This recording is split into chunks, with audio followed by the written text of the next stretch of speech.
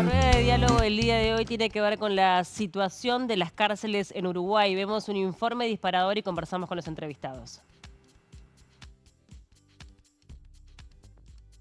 Al cierre de 2024, en Uruguay había más de 16.000 personas presas, según datos del Ministerio del Interior, lo que coloca a nuestro país de 3,4 millones de habitantes entre los 15 de mayor población carcelaria per cápita del mundo, según el relevamiento de World Prison Brief. En Uruguay hay 26 unidades penitenciarias, en su mayoría en el área metropolitana. La Institución Nacional de Derechos Humanos aseguró que hay hacinamiento en los centros penitenciarios y que hace falta presupuesto para tener medidas alternativas. El sistema penitenciario atraviesa un momento crítico que se arrastra desde hace varios años. La cantidad de plazas que hay en las cárceles no son suficientes y el presupuesto que el Estado les destina tampoco alcanza. Los internos viven en espacios pequeños y compartidos, sin acceso a servicios básicos como el agua potable, ventilación adecuada y en algunos casos alimentos escasos y de baja calidad. A esto se suma la tensión y violencia interna. El ministro del Interior, Carlos Negro, compareció en la Comisión de Seguimiento del Sistema Carcelario del Parlamento tras el incendio de hace algunas semanas que dejó a 4 presos muertos en el ex Concar. Junto a la directora del Instituto Nacional de Rehabilitación, Ana Juanche, el ministro aseguró que se comenzarán a implementar 8 medidas de carácter urgente. Todas ellas están pensadas para hacerse efectivas en los próximos meses. La primera es la descompresión de los módulos 3, 4, 10 y 11. También se aumentará el personal que está en los centros en alrededor de 600 vacantes. Se prevé que esto se cumpla de cara a fin de año. Se buscará que existan centros de elaboración y logística para alcanzar la escala necesaria en cuanto a la gestión alimentaria de los presos. Las autoridades prevén mejorar las salas de visitas y para eso está previsto la reconstrucción de estos espacios. Con respecto a la reincidencia, se crearán programas de reinserción de los reclusos a la sociedad. Negro puntualizó que será a través de espacios para iniciativas socioeducativas. Junto con lo anterior, se mejorarán los servicios de estudio y trabajo dentro de las cárceles. También se invertirá en tecnología para tener cámaras y kits de monitoreo dentro de los centros. Finalmente, la última medida busca mejorar la comunicación con las familias para evitar tiempos de espera y que los canales sean más efectivos. ¿Son estas las medidas adecuadas para comenzar a transitar un camino de mejora de la situación carcelaria? ¿Cuáles podrían ser las alternativas para generar una verdadera reinserción? Lo conversamos en la siguiente rueda de diálogo. Recibimos a Santiago Beterbide, ex privado de libertad, actualmente trabaja en un hogar de medio camino del Ministerio de Desarrollo Social. También a Germán Gutiérrez, operador penitenciario, y Gabriela Rodríguez, integrante del colectivo Familias Presentes. Gracias a los tres por acompañarnos, un gusto que estén acá. Gracias. Nos parecía importante tener su palabra porque conocen la situación penitenciaria bien desde adentro, ¿no? De cerca, entienden cuál es la problemática instalada, independientemente, de la mirada técnica que a veces abunda, pero que no resuelve los problemas del día a día. Y voy a arrancar justamente con eso, con esa pregunta. ¿Cuál es el principal problema que a su entender tienen los centros penitenciarios en Uruguay? Bueno, Gabriela. si quieren, arranco yo como familiar. Hay varios problemas muy graves, ¿no? Uno de ellos, para arrancar bien desde el lugar de familiar, es que los familiares, cuando nos enfrentamos a esta situación, no estábamos preparados para ser familiar de un privado de libertad. Por lo tanto, no tenemos información de ningún tipo y seguimos sin poderla encontrar. No la encontrás en las páginas web, ni las encontrás cuando acudís a una oficina, cuando llamas a un teléfono. No se sabe por dónde hay que empezar. Eso lo vivimos nosotros hace años y lo planteamos desde que nos conformamos en el 2022 como asociación a las autoridades del INR, el Ministerio del Interior. Eso como problema de puerta de entrada. El problema más grave es el gran hacinamiento que hay en las cárceles y las pésimas condiciones de reclusión. Cuando decimos pésimas condiciones de reclusión es lo que estábamos viendo recién en cámaras. Son instalaciones totalmente vetustas, destruidas, sin mantenimiento, en muchas ocasiones con escasez o falta directamente de agua potable o de energía eléctrica, porque las instalaciones se rompen o porque se sobrecargan. Especialmente pasa en verano y especialmente pasa en pleno invierno en días como hoy. Unidades que faltan vidrios, que en tiempos de emergencia climática el frío es insoportable. Pero el problema de fondo tenemos que pensar cuál es. Claro. ¿Por qué hay tantas personas privadas de libertad? ¿Por qué permanecen tanto tiempo privadas de libertad? Entonces, hay una parte que está fallando, que evidentemente es la prevención del delito. Si nosotros tenemos en cuenta que más del 70% de las personas que están presas tienen problemas de salud mental y adicciones, según la información disponible, bueno, hay una atención a la salud mental y a las adicciones que falló antes, que está fallando adentro porque no hay cobertura para eso. El Uruguay viene transitando desde hace más de 30 años por un camino para resolver el delito, que es el de levantar las penas, más delitos y menor otorgamiento de institutos liberatorios. Y bueno, está claro que ese camino falló. Sí. Hay que pensar en caminos nuevos, ¿no? Y tenemos que hablar de un tema de gestión o tenemos que hablar de un tema de recursos. Hoy hacemos el repaso de que al Estado uruguayo le cuesta aproximadamente $1.000 mensuales cada una de las personas privadas de libertad, y uno diría, bueno, con ese dinero capaz que se podrían hacer mejor las cosas o brindarles una mejor calidad de vida para que luego se reinserten en la sociedad. ¿Cuál es tu opinión al respecto? Yo creo que primero es importante en este programa que estamos representados los tres colectivos que continuamente nos han violado nuestros derechos humanos, ya sea por los derechos familiares, las personas privadas de libertad y los trabajadores. Y eso visibiliza el tema de que hoy por hoy las cárceles atentan contra los derechos humanos de toda persona que ingresa, independientemente que sea privada de libertad o no. El resumen de toda la problemática de las cárceles, lo puedo resumir, es que la cárcel no es vista como un servicio público. Entonces, al no tener esa mirada y ser parte del Ministerio Interior como una especie de servicio residual, no hay un enfoque, por ejemplo, le voy a poner un ejemplo, que en este caso los familiares me van a saber entender. Un familiar a la hora de querer visitar a una persona que está privada de libertad, muchas veces tiene que ir hasta la cárcel a registrarse un día y después tiene que volver otro día en el día de visita. Los días de visita muchas veces cambian por situaciones referentes al servicio, y el que paga es el familiar. Las mujeres, por ejemplo, en las cárceles donde no hay escáner, se sigue un procedimiento muy invasivo, que la visita es obligada a desnudarse y a las mujeres se les introduce un espejo por debajo de las piernas para ver las cavidades vaginales. Todo lo que estoy describiendo, que es algo propio de la Edad Media, que estamos hablando de una situación de violencia institucional contra los presos y contra los familiares, es algo que por la tecnología que hoy disponemos no debería pasar en ningún establecimiento carcelario. Sin embargo, vimos que una de las primeras medidas del gobierno fue invertir $30 millones en comprar una estancia de colonización y no invertir en cárcel. Y ese es el reflejo de lo que es no ver a la cárcel como un servicio público. Que está más vinculado estrechamente con la seguridad pública, que es uno de los grandes también problemas que tenemos como sociedad. Hablábamos, bueno, del módulo 11, también se habla del módulo 10, del módulo 4 de Santiago Vázquez. ¿Cómo es vivir ahí? Y es lo más parecido a estar en el infierno. A mí me tocó en el año 2014, a mí me trajeron del penal de Libertad, me llevaron para el módulo 10 y nada, y cuando llegué yo quería volver, y nadie quiere estar en el penal, yo quería volver al penal porque, y te estoy hablando hace casi 10 años atrás, imagínate lo que es ahora. Ya en aquel tiempo el módulo 10 estaba todo boqueteado, los presos podían salir y tirarse para afuera, pelear arriba de los techos, ya las ratas andaban como que fueron un preso más. Esto que traían de que la luz, no hay agua, el hacinamiento, ya estaba hasta las manos el módulo 10. Imagínate todos estos años que han corrido y yo lo que, viste, me pongo a pensar y me rompe la cabeza de que siguen pasando los años, siguen pasando los gobiernos y la cosa no mejora, pero ni un poquito, al contrario, empeora cada vez más. Entonces yo, esto lo digo a título personal, de que yo creo que hay que tomar medidas ya, pero no mañana, ya, porque lo que decía el compañero acá, se está vulnerando los derechos de los presos, pero también de los familiares y los policías que trabajan, y mirá que yo no voy a defender a un policía, pero yo lo viví, los policías que trabajan en el CONCAR, que fue la cárcel que me toca estar a mí en el penal, son un preso más, hacen turnos de 12 horas, entre medio de la rata, porque la rata no diferencian de presos y policías, entre medio de la rata, todos hacinados igual que los presos. Digo, una solución hay que encontrarle a esto, ¿me entendés? No puede seguir pasando esto, porque, de verdad, después esto se ve reflejado en la calle, después todos nos quejamos de la inseguridad, pero Si no empezamos a hacer algo ahora, esto no va a cambiar nunca. Nunca.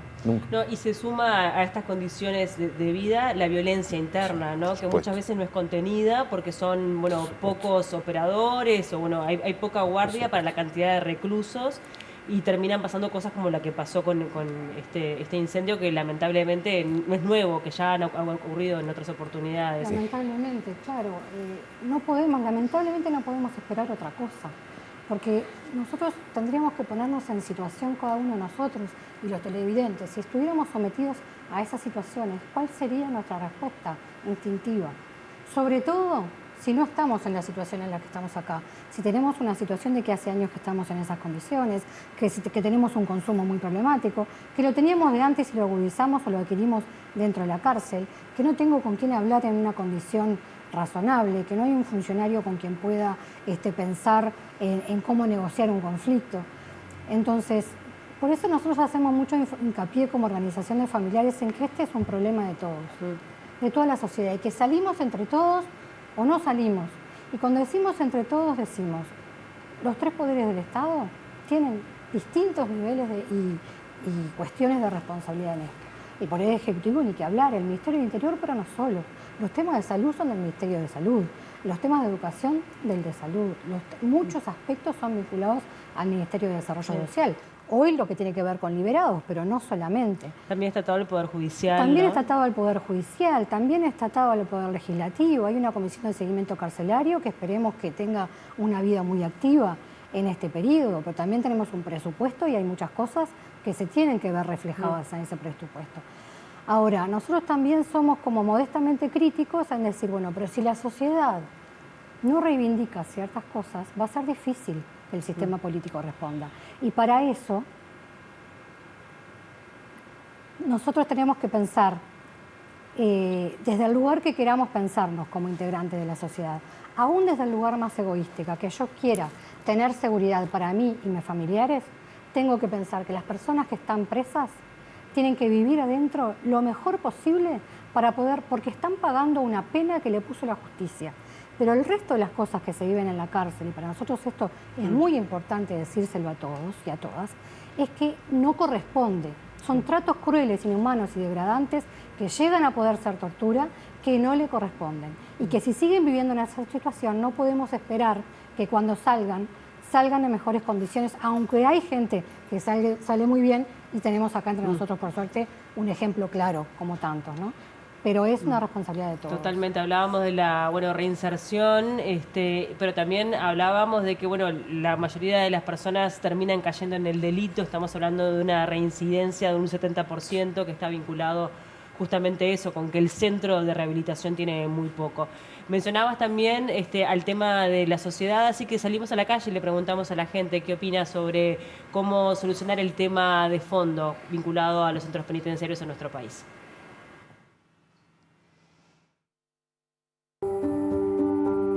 Y si tenés 5 o 6 por celda, nunca va a funcionar. Claro. Porque el que entra bien sale mal. Claro. Tenés que defender tu vida todos los días. Es así. La situación de las personas que está, ¿te parece que no está bien como está? Y no porque está mal distribuido, y fíjate, vos metés 6 dentro de una celda. ¿Y la convivencia cómo va a ser? No va a ser buena. De repente te puede llevar bien, pero en algún momento siempre va a repidecer, siempre va a terminar mal. Y una vez que la persona sale, ¿no? ¿Te parece que es complejo ingresar nuevamente a la sociedad? No creo, ahí depende de cada uno, depende del entorno que tenga, una manito que te den, del apoyo que tenga, y bueno, también depende de cómo hayas de repente pasado. Capaz que salís con la cabeza de no te importa nada, o capaz que salís con ganas de encarar la vida. Yo creo que uno de los motivos principales es no volver a estar ahí adentro encerrado, digo, sin poder hacer nada, sin tener libertad de nada, no puede ni siquiera ir al almacén, no puede hacer nada, ni puede estar con tu familia, nada. El que sale con la cabecita de no volver, para no volver a estar encerrado dependiendo del Estado, porque la verdad depende del Estado. Tu vida depende del Estado, estás ahí adentro y no puedes hacer nada. Te tienen que dar la comida, tienen que llevar tu familia a revolverse para llevarte un plato de comida, para llevarte las cosas de higiene. Entonces, el que piensa de esa manera no va a querer volver. Ahora, el que ya la cabecita ya no piensa de esa manera y no le importa nada, y bueno, va a salir a lo mismo, porque de repente también en el laburo hay que lucharla todos los días. Nadie te regala nada. Me parece muy compleja. Creo que deberían usarse contenedores es una idea que tengo de hace tiempo para, es una manera bastante económica para solucionar el problema carcelario. ¿Y cómo sería lo de los contenedores? Y usando un contenedor, por ejemplo, de 6 metros, dividido a la mitad, sacando una de las partes y soldándola y poniendo las rejas de un lado y del otro, con corredores. Y bueno, me parece que es una solución bastante fácil que no se ha pensado arquitectónicamente. ¿Cómo están hoy en día? ¿Cómo está la situación? ¿A usted le parece que esto está funcionando? ¿Que las personas que están adentro logran después reingresar a la sociedad? No, imposible. Vemos la situación de calle y sabemos que la mayoría de las personas que salen de la cárcel son la gente que está en situación de calle. No tienen reinserción laboral.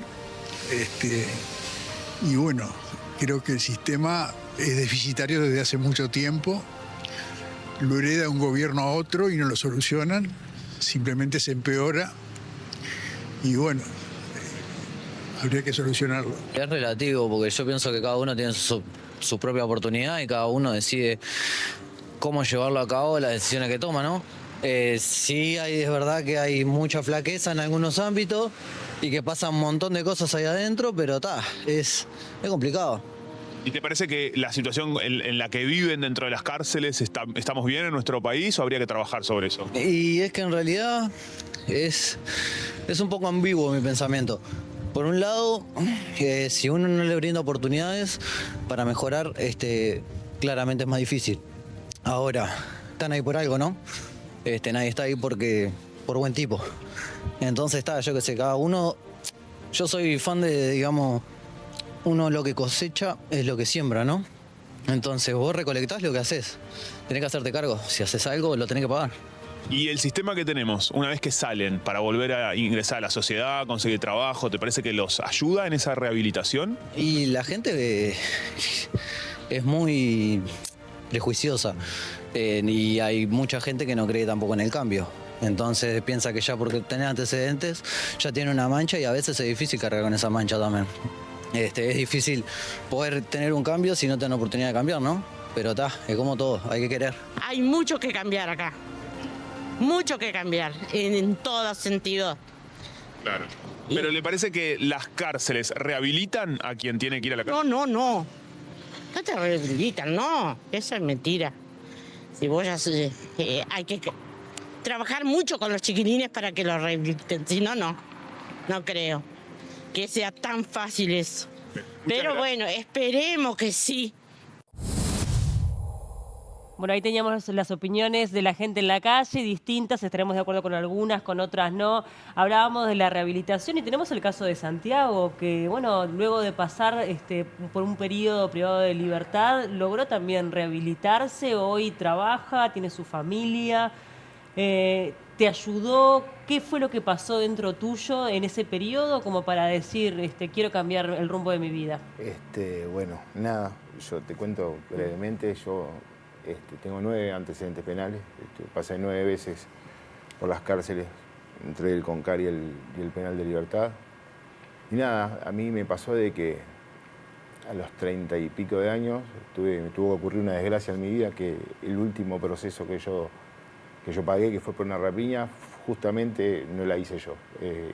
Pagué algo que yo no hice. Sí, todas las anteriores las había hecho, pero justo esa no lo hice y que era una cantidad de años. Yo ya tenía 32 años. Nada, y ahí me cayó la ficha. Conocí de Dios adentro de la cárcel y conocí Narcóticos Anónimos también adentro de la cárcel y nada. Y eso me fue impulsando a querer dejar mi vida atrás. Mis hijos estaban creciendo y yo me estaba perdiendo la crianza de mis hijos. No veía a mi madre, yo de mi familia soy el único que elegí este camino de robar y de la delincuencia y mi madre nunca me fue a visitar a la cárcel, la única que iba a verme era mi tía y bueno, es loco lo que te voy a contar, pero me tuvo que pasar esta tragedia, ¿viste? Esto de ir preso por algo que yo no hice para que yo pudiese cambiar mi vida. Y bueno, y transcurrieron esos 5 años entre el penal y el CONCAR, Y ya te digo, ya en el penal de Libertad, en el Concar, yo me comí el motín del módulo 4 y del módulo 5, de ahí me llevaron para el penal.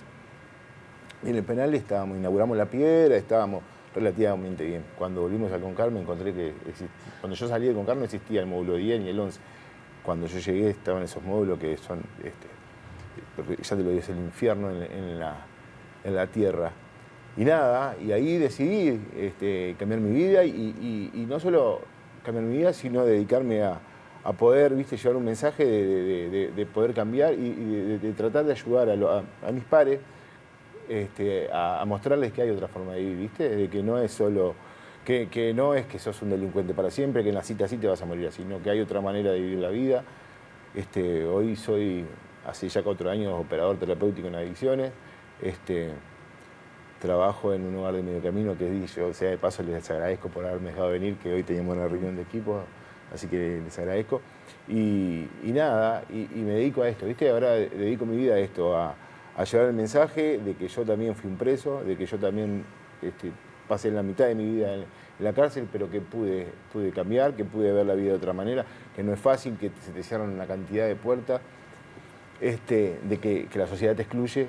Te cuento una anécdota rapidita. Yo cuando salí me fui a sacar la cédula, ¿viste? La cédula, no la credencial. Entonces yo había votado una vez sola en mi vida.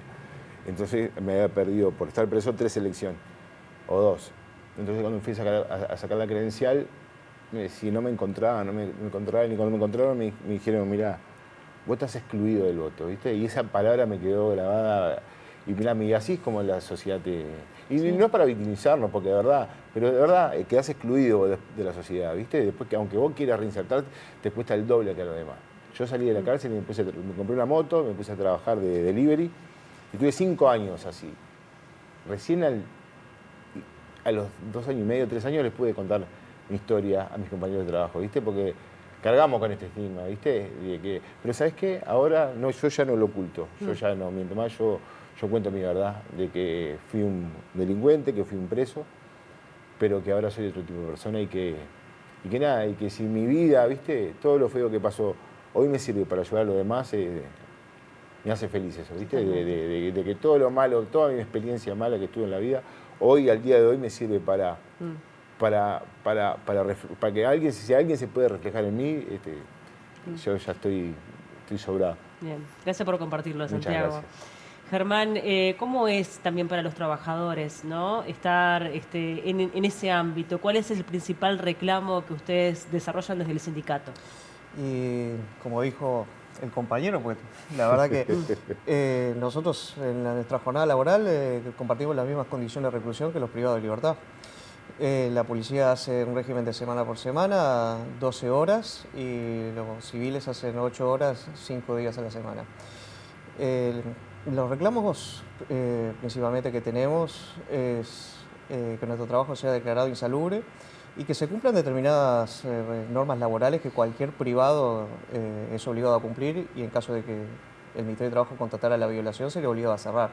En cárceles hoy, de las 26 cárceles, solamente 3 cuentan con habilitación de incendio, 4 cuentan con solo sala de lactancia, y al día de hoy las funcionarias son obligadas a trabajar embarazadas en celdario.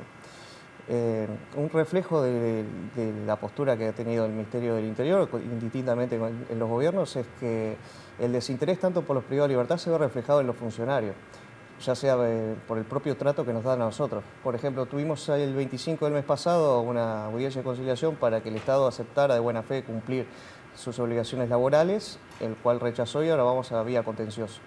Es un juicio que va a demorar unos años y mientras tanto tenemos compañeras que van a ser obligadas a trabajar embarazadas en celdario con riesgo de perder la vida de sus hijos. Además, nosotros ya hemos tenido compañeras que han sufrido abortos por eso, y esa indiferencia y esa falta de sentido común que uno podría decir, pucha, es completamente ilógico que una mujer embarazada esté trabajando en un lugar insalubre, violento, y sin embargo nadie se paró a preguntarse por qué se lo permite. Y eso que el Ministerio del Interior cuenta con una oficina de género. Entonces, toda esa desidia que hay con los presos, que también se extrapola a los privados de libertad y a la familia, la sufrimos todos. Claro. Gabriela, desde familias, ¿qué injerencia pueden llegar a tener? ¿Qué se puede llegar a modificar dentro de todo este caos que están relatando? Bueno, nosotros aspiramos a que cambien varias cosas, ¿no? Por eso hemos iniciado ya desde el mes de marzo una ronda otra vez de trabajo con los distintos poderes del Estado. Ayer nos reunimos con el secretario de la Suprema Corte de Justicia, nos reunimos con la secretaria de Presidencia de Derechos Humanos, con la institución. El jueves vamos a la Comisión de Seguimiento Carcelario. En fin, nosotros entendemos que todos tenemos que estar planteando esta situación en todos lados para que se cumplan ciertos compromisos que de alguna manera todo el sistema político ha planteado y lo planteó en la etapa preelectoral de que había que salir adelante. Entonces, bueno, ahora es tiempo de empezar a cumplir con esos compromisos planteados, ¿no?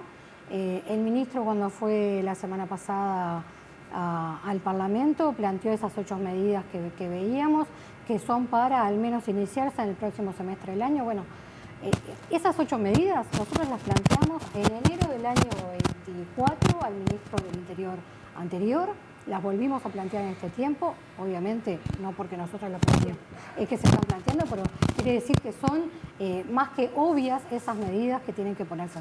Bueno, vamos a monitorear que eso efectivamente se ponga en marcha. Abatir el hacinamiento tiene que ser un objetivo de corto plazo, pero eso no puede tampoco obnubilar que hay que pensar a mediano plazo en todo el sistema penitenciario.